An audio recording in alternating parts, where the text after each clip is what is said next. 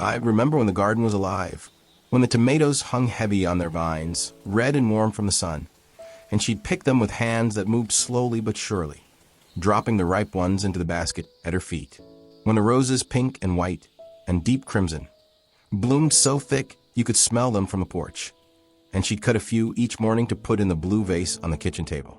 When the herbs grew in their neat rows, and she'd run her fingers through the basil and the mint and the rosemary, crushing the leaves just enough to release the scent, smiling like she'd discovered something precious.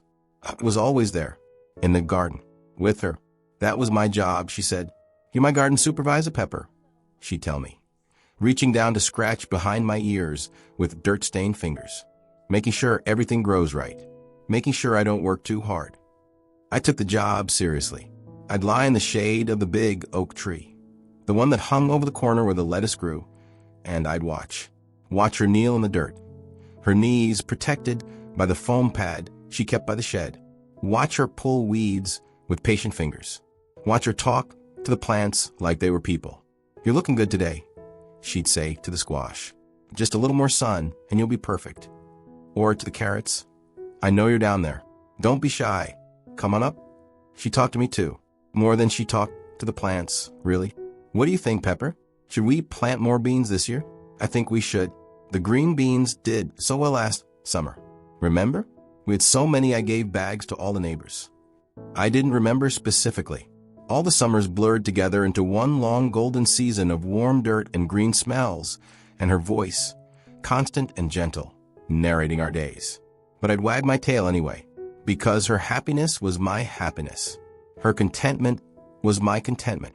The garden was our world, and it was perfect. She had a routine. Every morning after breakfast, we'd come out. She'd check each plant, looking for problems, for pests, for anything that needed attention. She'd water if the soil was dry. She'd harvest what was ready. She'd prune and tie and stake and mulch. And I'd follow, sometimes ahead of her, checking the perimeter, making sure no rabbits had snuck in overnight. Sometimes behind her, watching her work. Sometimes just lying in my spot under the oak, dozing in the dappled sunlight.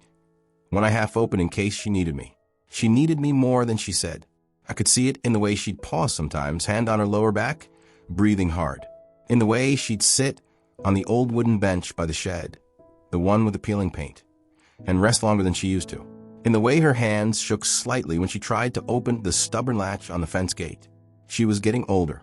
I knew this the way dogs know things, not with words or thoughts, but with a deep, quiet understanding that sits in your chest and doesn't go away. But she never complained, never stopped. Every morning, the garden. Every evening. One last walk through to check on everything before the sun set. And me, always beside her, always watching, always ready to be whatever she needed, companion, supervisor, witness to her work. The neighbors would stop by sometimes, lean over the fence and call out compliments. Your roses are beautiful this year, Margaret. Those tomatoes look incredible. How do you do it? My garden never looks like this. She'd smile and wave them off. It's just time and attention, she'd say, and good soil, and Pepper here, he's my secret weapon. They'd laugh. Look at me, lying under the tree. Some secret weapon. Looks like he's sleeping on the job. But she'd shake her head. He's supervising, she'd say firmly. Very important work. And I'd thump my tail once against the ground, confirming, yes, very important work. I loved the sounds of the garden, the birds that came for the berries and the seeds, the bees, heavy and drowsy, moving from flower to flower, the wind through the oak leaves, a whisper that never quite stopped, the soft thud of tomatoes dropping into the basket, her humming. She hummed while she worked. Not songs exactly, just sounds, melodies that wandered and repeated and sometimes faded into silence before starting again. I'd heard those hums for years. They were as much a part of the garden as the soil itself. But then things started to change, slowly. So slowly I almost didn't notice at first. She started coming to the garden later in the morning, started staying for shorter periods. The baskets of harvest got smaller. The weeds started winning in places. She'd stand in front of a plant, staring at it like she'd forgotten what she meant to do, and then she'd move on without doing anything. One day, she knelt down to pull a weed and couldn't get back up. I went to her immediately, pressed against her side. "I'm okay," she said, but her voice was shaking.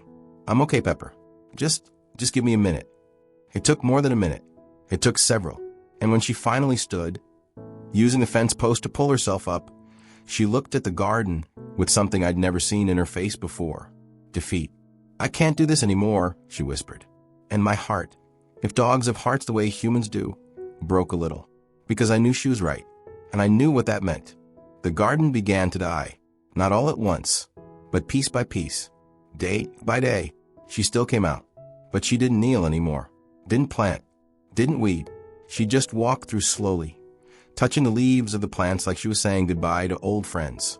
"I'm sorry," she'd whisper to the tomatoes as they withered on the vine. Unpicked. Too high for her to reach now. "I'm so sorry." The roses still bloomed, but no one cut them. They'd open in glory and then fade and drop their petals onto the ground where they turned brown and mulchy. The herbs went to seed. The vegetables rotted. The weeds grew tall and thick, choking out the things that had once thrived. And she'd stand there in the middle of it all crying. Quiet tears that she'd wipe away quickly, like she was ashamed. But I saw them. I always saw them.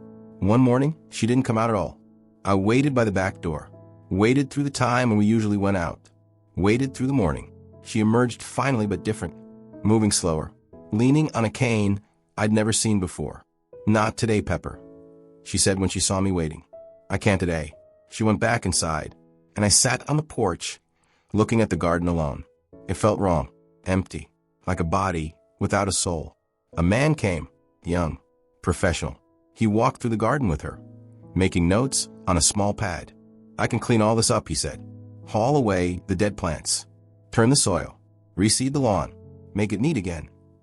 "Neat," she repeated, and the word sounded bitter in her mouth. "Yes, ma'am. Low maintenance. Easy to care for. You won't have to worry about it anymore." She looked at the garden for a long time, at the chaos of growth and death intertwined, at the roses still trying, at the oak tree, unchanged, steady, at me, sitting at her feet. "Okay," she said finally. "Okay." They came with machines, loud, violent machines. I barked at them from the porch where she'd made me stay, barked until my throat hurt, but they didn't stop. They ripped out the tomato vines, tore up the roses, roots and all, cut down the herbs, pulled out the stakes and the trellises and the careful structures she'd built over years. They churned the soil, flattened everything, and when they were done, they planted grass. Just grass. Uniform. Flat. Empty. The garden was gone. She didn't come outside much after that. She'd look out the kitchen window sometimes, staring at the place where the roses used to be. But she didn't go out. What was the point? There was nothing to tend, nothing to harvest, nothing to supervise. I'd go out alone sometimes, lie under the oak tree, the only thing they'd left untouched. And I'd remember the smell of tomatoes warming in the sun, her hands in the dirt, her humming, the way the garden used to feel alive. Now it was just grass and silence. She got worse. I don't know what it was. The people who came to visit, people I didn't know, people who smelled like hospitals and medicine, used words I didn't understand. But I understood the result. She stayed in bed more, ate less, stopped smiling. A woman came to stay with her. Someone paid to be there, to help. Not family, not a friend, just someone doing a job. The woman was kind enough to me, fed me, let me out. But she didn't understand that I wasn't just a pet. I was the garden supervisor. I was her companion. I was the one who knew her rhythms and her needs and the specific way she liked her tea and the exact spot behind my ears that made her smile even on bad days. But I couldn't tell the woman that. So I just stayed close to the bed, waited, hoped she'd get better, hoped we'd go back outside, hoped the garden would somehow return. But hope, I learned, is not the same as reality. She died on a Tuesday. I knew it before anyone else. I woke up on the floor beside her bed, and I knew. The room smelled different, felt different. Still, too still. I put my paws on the bed and looked at her face.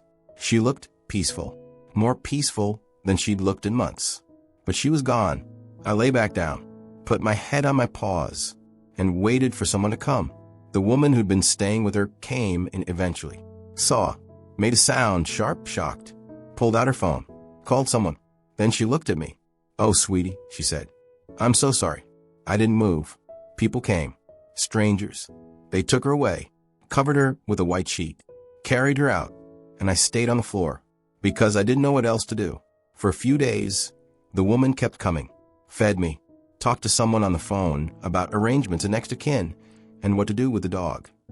I was the dog now, not Pepper, not the garden supervisor, just a problem to solve. There's no family," I heard her say. She was alone except for the dog. "I can take him to the shelter, I guess. Unless, do you know anyone who might want him?" Silence while she listened. "Yeah, I know. He's old. Probably not very adoptable. But I can't keep him. I'm allergic." She looked at me when she said it, apologetic, like she wished things were different, but not enough to change them. She took me to the shelter 3 days later, a building that smelled like fear and disinfectant and too many animals in too small space. I'd never been to a place like this. I'd only ever known the house, the garden, her. The woman at the desk took my leash and led me away.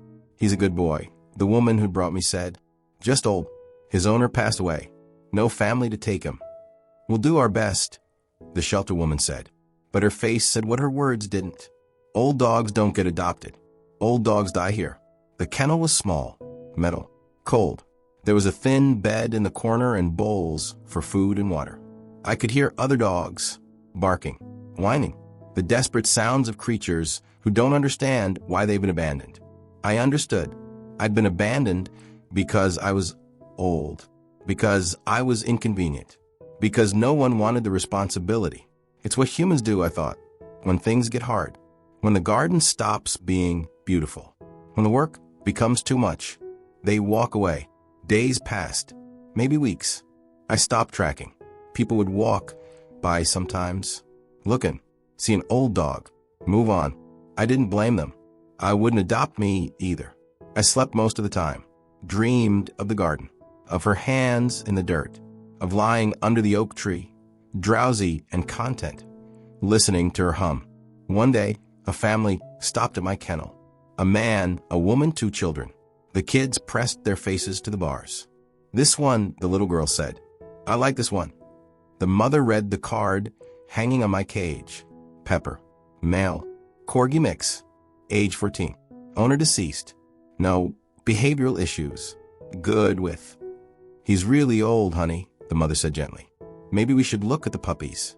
"But I like him," the girl insisted. "Sweetie old dogs, they don't live very long, and they can have health problems. It's a lot of work. Wouldn't you rather have a puppy you can grow up with?" The girl looked at me. I looked back. For a moment I thought, but then she nodded. "Okay," she said. "Let's see the puppies." They walked away, and I lay back down. He came on a Saturday. I noticed him because he didn't walk like the others. He didn't rush, didn't browse like he was shopping. He stopped at each kennel, really looked, like he was searching for something specific.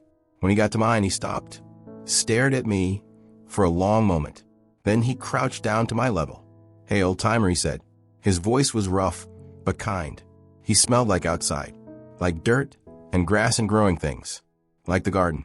I lifted my head, looked at him properly. He was older too, gray hair, weathered face, hands that were scarred and calloused, hands with dirt under the nails. "Pepper," he read from my card. 14 years old, owner deceased. He was quiet for a moment. "Yeah," he said softly. "I know how that goes." He stood and called over one of the shelter workers. "Can I meet this one? Pepper?" "Sure." "He's very gentle. But I should tell you, he's old," the man finished. "I know. So am I." They brought me to a small room. The man sat on the floor, didn't try to grab me, didn't make fake cheerful noises, just sat. "Come here if you want," he said. I walked over slowly, sniffed his hands. Definitely dirt. And something else. Tomatoes. He smelled like tomatoes. He let me sniff. Then he gently scratched behind my ears. The exact spot. The spot she used to scratch. "My wife died last year," he said quietly. "Cancer. We had a dog. Golden retriever. She died 2 months after. I think she died of grief. Honestly, didn't want to be here without her." He kept scratching. I've been alone since then. House is too quiet. Garden's too big for just me. I thought about getting a puppy, but he looked at me. Really looked. I don't want to train a puppy. I don't want something that'll outlive me by a decade. I don't want to start over. He paused. I want something that understands what it's like to lose everything. Something that knows the value of quiet companionship. Something that won't judge me for talking to the tomatoes. He smiled, sad but genuine. I think you might understand that. I sat down, leaned against his leg, and for the first time since she died, I felt something other than emptiness. Not quite hope, but something close. He took me home that day. The house was small, neat. There were pictures on the walls, him and a woman smiling younger. The woman was gone now. I understood. This is your bed, he said, showing me a cushion by the fireplace. Food and water are here. You can go anywhere you want in the house. No rules except the usual. No chewing furniture. No using the rug as a bathroom. I had no intention of doing either. And tomorrow, he said, I'll show you the garden. The garden. Oh, the garden. It was different from hers. Bigger. More vegetables, fewer flowers. But the same energy. The same love. Tomatoes in rows, staked and tied. Peppers, bells, and jalapenos, and something long and twisted he said were cayenne. Squash sprawling across mounds of earth. Beans climbing poles in neat tripods. And in the corner, an old oak tree. Not the same one, but close enough. I'm too old to manage all this alone, he said, standing in the middle of it, hands on his hips. I could use a supervisor. Someone to make sure I don't work too hard. Someone to keep me company while I talk to the plants. He looked down at me. Think you can handle that? I walked to the shade under the oak, circled 3 times. Lay down, thumped my tail once. He laughed. I'll take that as a yes. The days found a rhythm, different from before, but similar enough. He'd wake early, make coffee, toast with jam. He'd share a bite with me, even though he probably wasn't supposed to. Then we'd go to the garden. He'd work. I'd supervise. He'd talk to the plants like, Chiet, you're looking thirsty, he'd tell the cucumbers. Let's get you some water. Or to the lettuce. Almost ready. Just a few more days. He talked to me too, about his wife, about how she used to make salsa from the garden tomatoes, about how the house felt too big without her, about how he'd thought about giving up the garden completely, but couldn't bring himself to do it. It's the last thing we built together, he said one morning, tying up tomato vines. Feels wrong to let it go. I understood that completely. He was different from her in some ways. He played music while he worked, old country songs from a small radio by the shed. He cursed when things went wrong, which she never did. He worked faster, less methodically, like he was racing time. But in the important ways, he was the same. The same patience with things that grew slowly. The same joy in finding a ripe tomato hidden under leaves. The same reverence for the work itself. And like her, he needed me more than he said. I could see it in the way he'd pause sometimes, hand on his chest, breathing carefully. In the way he'd sit on the bench more often now. In the way he'd reach down to pet me like he was steadying himself. We were both old, both holding on, both finding purpose in the simple work of tending growing things. The seasons changed. Summer into fall, fall into winter. The garden slept. We spent more time inside, him reading by the fire, me on my bed watching. Sometimes he'd read aloud. Not to me, exactly, just aloud. And I'd listen to his voice the way I used to listen to her humming. A sound that meant I wasn't alone. A sound that meant this was home. Spring came. He was slower getting the garden ready this year. I was slower too. My legs didn't work as well. My eyes were clouding. But I still went out. Still lay under the oak. Still supervised. One morning, he planted a rose bush. Pink. Like the ones she used to grow. For you, he said, patting the soil around it. Every supervisor deserves flowers. I thumped my tail. Weakly, but definitely. I knew I was dying. The same way I'd known she was dying. The same quiet understanding that sits in your chest. My body was giving out, piece by piece. But I wasn't afraid, because I'd done my job. I'd supervised her garden until she couldn't tend it anymore. And then I'd found another garden. Another person who needed supervising. I'd been useful, loved, companion to people who talked to plants and understood that some things, growing things, living things, deserve patience and care and attention. The end came quietly. One morning I couldn't get up. He found me on my bed, knew immediately. He sat down beside me, put his hand on my side. "Hey, old-timer," he said, voice breaking. "It's okay. You can rest now." He stayed with me, talked softly about the garden, about how the tomatoes were coming in early this year, about how the rose bush, my rose bush, had 3 blooms. "You did good," he whispered. "You were a very good supervisor." I closed my eyes, felt his hand, warm, steady, and I thought about her, about both of them, about the gardens, about the purpose I'd found in watching things grow, about how lucky I'd been to have not one garden, but 2, not one person, but 2, both of whom understood that tending, whether plants or animals or relationships, is the most important work there is. He buried me under the oak tree, in the garden, where I belonged, where I'd always belonged. He planted flowers on the spot, petunias, purple and white, and sometimes when he works nearby, he talks to me. The way he talks to the tomatoes, the way she used to talk to the roses. "Looking good, Pepper," he says. "Supervising from the ground now, huh? That's okay. I'll keep things going up here." And in a way I can't explain, I'm still there, in the garden, in the work, in the quiet understanding that some bonds don't end with death. They just grow differently, like perennials, cut back in winter, but returning every spring, forever.